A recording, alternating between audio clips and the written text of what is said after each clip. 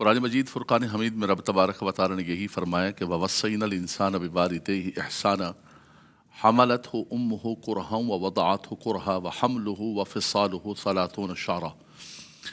یہاں خاص طور پر احسان کے لیے تو والدین کا لفظ استعمال کیا ہے کہ والدین کے ساتھ احسان کرو، جیسے کہ مفتی صاحب نے فرمایا سورہ بنی اسرائیل کی روشنی کے اندر کہ رب تعالیٰ نے اپنی عبادت کے ساتھ متصل والدین کے ساتھ نیکی کرنے کا حکم دیا۔ اسی طرح یہاں احسان کا بھی حکم فرمایا اور سورہ لقمان میں فرمایا انشکر لی ولی والدی، کیا بات ہے، میرا شکر ادا کرو اور پھر والدین کا شکر ادا کرو۔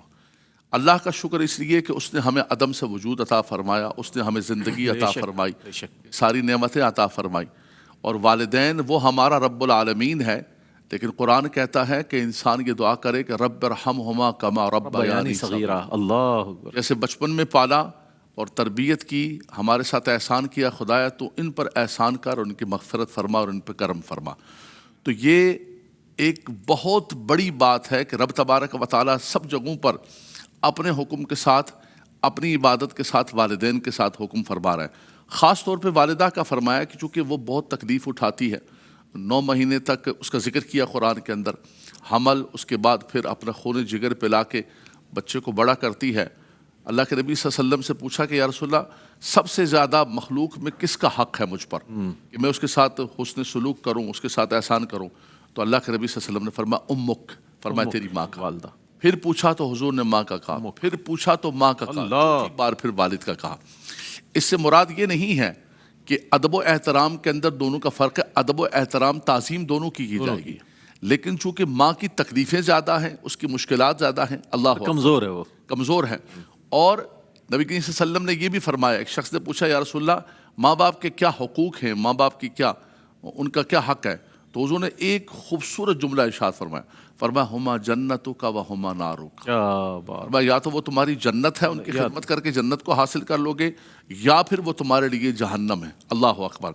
فرمایا کہ جنت کے کئی دروازے ہیں، اس میں سے جو اوسط دروازہ ہے وہ تمہارا والد ہے۔ فرمایا کہ والد کے رضا کے اندر رب تبارک و تعالیٰ کی رضا، اگر تم چاہتے ہو کہ رب راضی ہو تو اپنے والد کو راضی کرو، اگر تم چاہتے ہو کہ جنت کے دروازوں سے داخل ہو تو والد کو راضی کرو۔ بلکہ فرمایا کہ الجنت تحت اقدام الامہات۔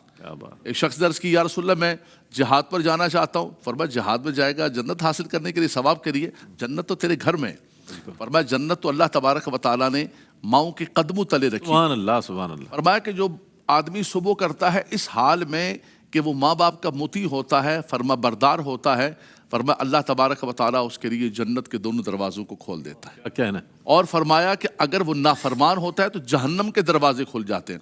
تو سائل نے عرض کی یا رسول اللہ صلی اللہ علیہ وسلم، ایسا بھی ہوتا ہے کہ ماں باپ کبھی زیادتی کرتے ہیں اولاد پر، ظلم کر بیٹھتے ہیں، تو اگر وہ زیادتی کرے، ظلم کرے، تو حضور نے فرمایا وَإِن ظَلَمَاهُ وَإِن ظَلَمَاهُ وَإِن ظَلَمَا، 3 بار فرمایا وہ ظلم بھی کریں، وہ زیادتی بھی کریں، کچھ بھی کریں، اولاد کا حق نہیں پہنچتا ہے کہ کسی بھی اعتبار سے آگے سے بدتمیزی کرے۔ جیسے مفتی صاحب نے بہت خوبصورت تمہید باندھی کہ اگر وہ خود گناہگار، بعض بچے یہ کہتے ہیں کہ بھائی خود کون سے اچھے ہیں، خود کون سا اچھا ہے، ہمیں بڑی تعلیم، ہمیں بڑی تعریفیں کریں، ہمیں کہہ رہے یہ کرو وہ کرو، خود کو نہیں۔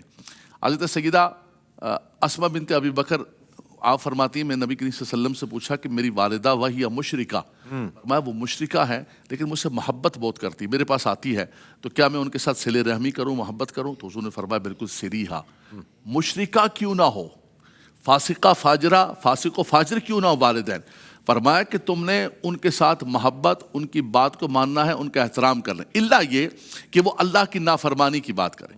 وَإِن جَاهَدَاكَ عَلَىٰ أَن تُشْرِكَ بِي مَا لَيْسَ لَكَ بِهِ عِلْمٌ فَلَا تُطِعْهُمَا وَصَاحِبْهُمَا فِي الدُّنْيَا مَعْرُوفًا، اگر وہ رب تبارک و تعالیٰ کی نافرمانی کی طرف بلائیں تو اس میں تم نے ان کی بات نہیں ماننی ہے، لیکن پھر بھی ان کے ساتھ جو تم نے معاملہ کرنا ہے وہ تم نے اچھے طریقے سے کرنا ہے۔ ایسے نہیں کرنا ہے کہ وہ مشرکہ ہیں یا پھر مثال کے طور پہ گناہگار ہیں تو تم ان کے ساتھ اچھا معاملہ نہ کرو، کیونکہ لا طاعت لمخلوق فی معصیت الخالق، کسی بھی مخلوق کی اطاعت بندہ اپنے خالق کی ناراضگی کے اندر نافرمانی میں نہیں کر سکتا، کہ وہ کہے کہ خالق کی نافرمانی کرو تو بندہ اس کی اطاعت کرے۔ فرمایا کوئی امیر ہو، استاد ہو، بادشاہ وقت ہو، ماں باپ ہو، کوئی بھی ہو، یہ ایک ضابطہ اور کلیہ ہو گیا۔ باقی فرمایا ہر اعتبار سے تم نے ان کی فرما برداری کرنی ہے، اگر یہ تم چاہتے ہو کہ اللہ تمہاری روزی میں برکت فرمائے، اللہ تمہاری عمر میں برکت فرمائے. وہ کہتے ہیں کہ بھاگ لگ جائیں تمہارے. فرمایا کہ تم اپنے والدین کے ساتھ نیکی کرو. رب تبارک و تعالیٰ اس جہان میں بھی تمہیں عزتیں عطا فرمائے گا. یہ وہ اللہ کے پیارے بندے ہیں. قبلہ مفتی صاحب کو فون کرتے ہیں لوگ, ہم سے رابطہ کرتے ہیں, ہم مسجد کے امام ہیں, علامہ صاحب سے رابطہ کرتے ہیں, شب برات آ گئی, رمضان آ گیا, لیلۃ القدر آ گئی, مولانا صاحب دعا کریں ہمارے لیے. ہماری دعائیں قبول ہوں گی یا نہیں ہوں گی ہمارے پاس کوئی سند نہیں ہے, لیکن ان کی دعا کی قبولیت کی سند ہے. کیا بات. اللہ کے نبی صلی اللہ علیہ وسلم نے فرمایا ثلاث دعوات مستجابات لا شک فیہن, لا شک. دعوت المسافر و دعوت المظلوم و دعوت الوالد. کیا کہنا. اور میں والدین اللہ کی بارگاہ میں ہاتھ اٹھا لیتے ہیں تو وہ مالک و مولا ان کے اٹھے ہوئے ہاتھوں کی لاج رکھتا ہے, رد نہیں کرتا ہے. لیکن رئیس بھائی آخری بات یہ ہے کہ یہ نہ کہیں کہ امی دعا کریں, ابو دعا کرنا, رسم محبت کے تو نہیں, ایسا کریں کہ ان کے دل سے دعا نکلے. کیا بات ہے, کیا بات. ایسا کام کریں کہ وہ دل سے دعا دیں.